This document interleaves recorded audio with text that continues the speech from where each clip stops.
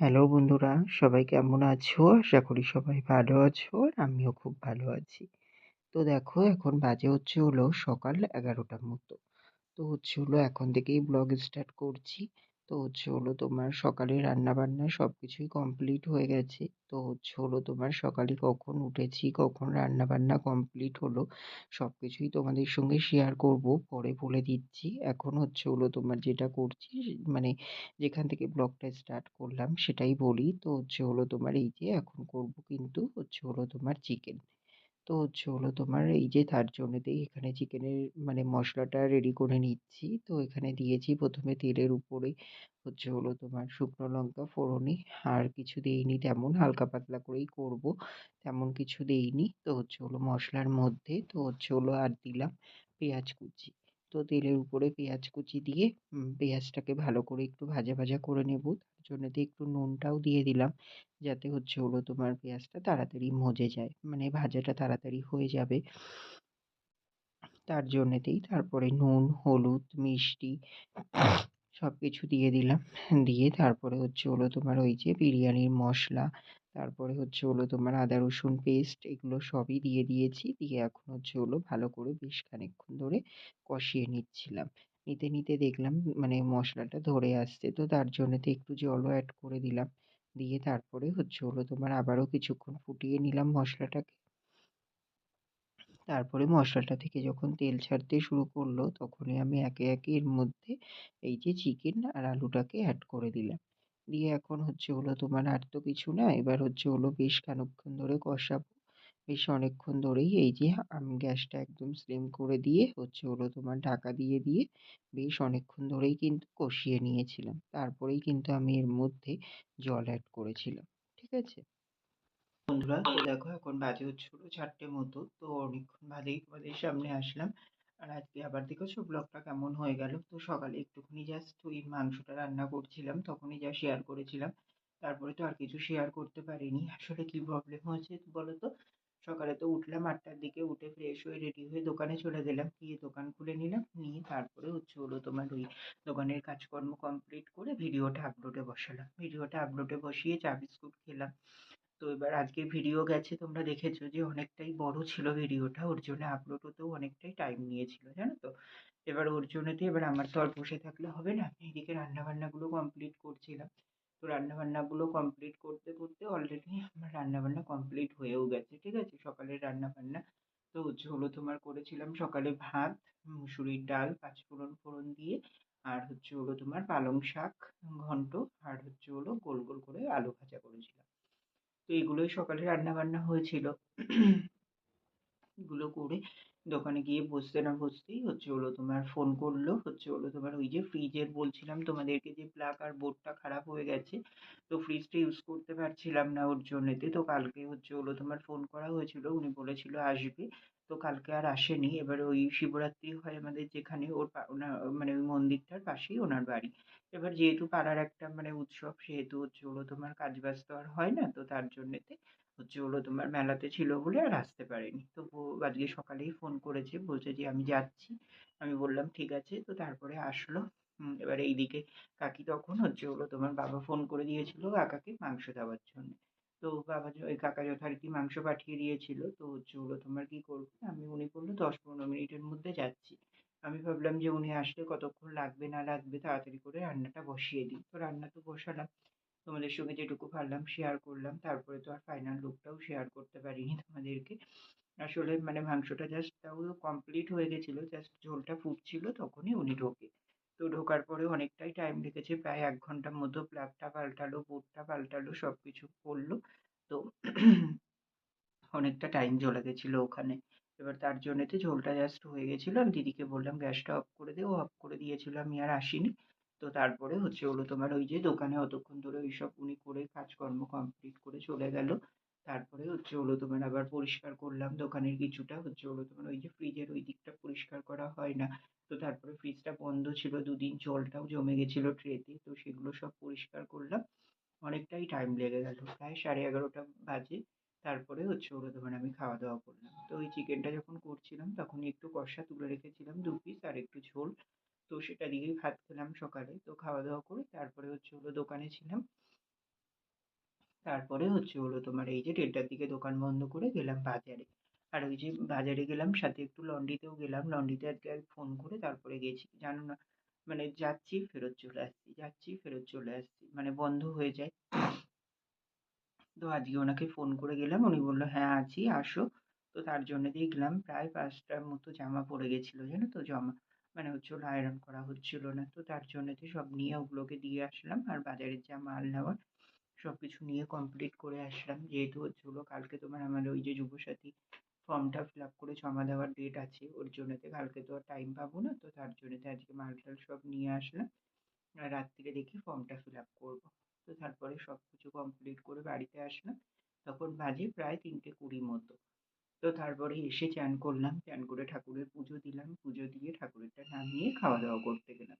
তো খাওয়া-দাওয়া করলাম হচ্ছে হলো তোমার ভাত আর পালং শাক ঘন্ট আর চিকেন। তো খাওয়া-দাওয়া করে এই যে উপরে আসলাম। এখন একটু রেস্ট নেবো। ভাবলাম যে তোমাদের সামনে একটু আসি। আসাই তো আর হয়নি আজকে সকাল থেকে। তো তার জন্যেতেই একটু ঘুরে গেলাম। তো এটাই হয় জানো তো? কালকে দেখো একটা বেশ সুষ্ঠু-পুষ্ট ব্লগ দিয়েছিলাম বেশ অনেকটা টাইমেরই। আর আজকেই দেখো আবার ব্লগটা একদম ঢিলেমির মতো হয়ে গেল। তো কি করব সারাদিনের ব্যস্ততার মধ্যে না আর হয়ে ওঠে না। যেটুকু যা পারি সেটুকুই শেয়ার করি। তো চলো বন্ধুরা এখন একটু রেস্ট নিয়ে নিই। আবার পরে আসছি তোমাদের সামনে। ঠিক আছে? হ্যালো বন্ধুরা, তো দেখো এখন বাজে হচ্ছে হলো তোমার রাত্রির ১১টার মতো। তো অনেকক্ষণ বাদেই তোমাদের সামনে আসলাম। সেই তো হচ্ছে হলো তোমার দুপুরে এসেছিলাম। তারপরে তো ওই যে একটু রেস্ট নিলাম, নিয়ে তারপরে দোকানে চলে গেছিলাম। তারপরে হচ্ছে হলো তোমার উম দোকান খুলে নিলাম। ওই ৫:৩০টার দিকে উঠেছিলাম, উঠে দোকান খুলে নিয়েছিলাম। তো দোকান খুলে নিয়ে তারপরে হচ্ছে হলো তোমার ওই দোকানের সব কাজকর্ম করলাম। তারপরে মানে দোকানটা খুলে নিয়ে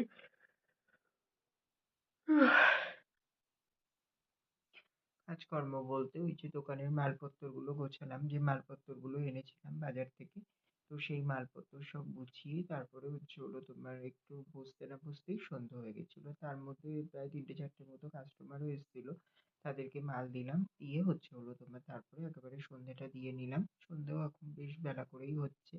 প্রায় ৬টার গায়ে, গায়ে একদম, জানো তো? তো তার জন্যেতে সন্ধ্যেটা দিয়ে নিয়ে তারপরে হচ্ছে হলো তোমার আবার দোকানে মাল দিচ্ছিলাম। কাস্টমার আসছিল। তারপরে ওই যে ৬:৩০ হ্যাঁ, ওরকম হবে। তখনই হচ্ছে হলো দিদি চা দিয়ে এসেছিল। তো চা বিস্কুট খেলাম।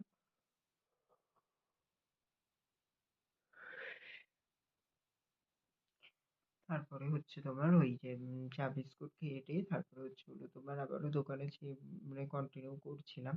আর আজকে তো রাতে রান্না-বান্নার কোনো ব্যাপার ছিল না। যেহেতু হচ্ছে হলো তোমার আজকে চিকেন হয়েছিল। এবার তোমরা জানো চিকেন হলে যে আমরা রাতেও খেয়ে নিই। তো তার জন্যেতে আর রাতের রান্নার ঝামেলা কিছু ছিল না। তো হচ্ছে হলো এগুলোই সব কমপ্লিট করলাম দোকানে। তার মধ্যে হচ্ছে হলো তোমার ওই যে ওই যেই ওই ফর্মের কথা বলছিলাম তোমাদেরকে, যে ফর্ম জমা দেওয়ার ব্যাপার আছে। তো সেটা নিয়ে একটু ব্যস্ত বলতে পারো।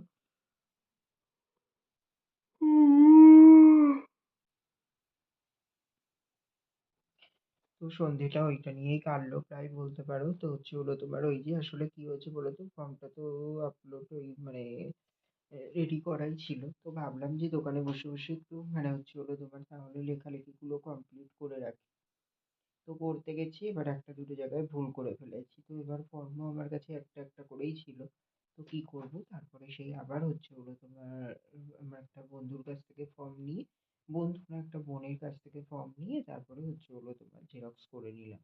জেরক্স করে নিয়ে তারপরে ভাবলাম না আর দোকানে করলে হবে না। দোকানে মানে এরকম আরো ইয়ের মধ্যে না চিন্তার মধ্যে না কাজ করতে পারবো না। ধীরে সুস্থে ঘরে গিয়ে করব। তো তার জন্যেতে আর করিনি। একেবারে গুছিয়ে নিয়ে এসেছিলাম। নিয়ে এসে তারপরে ওই যে ১০টার দিকে দোকান বন্ধ করলাম। দোকান বন্ধ করে ঘরে আসলাম। ঘরে এসে তারপরে খাওয়া-দাওয়াটা আগে করে নিলাম। তো খেলাম হচ্ছে হলো তোমার ভাত আর হচ্ছে হলো তোমার চিকেনই। তো খাওয়া-দাওয়াটা করে কেন বসলাম? কারণ দিদি তো আমার জন্যেই বসে থাকে রাতে খাওয়ার জন্যে।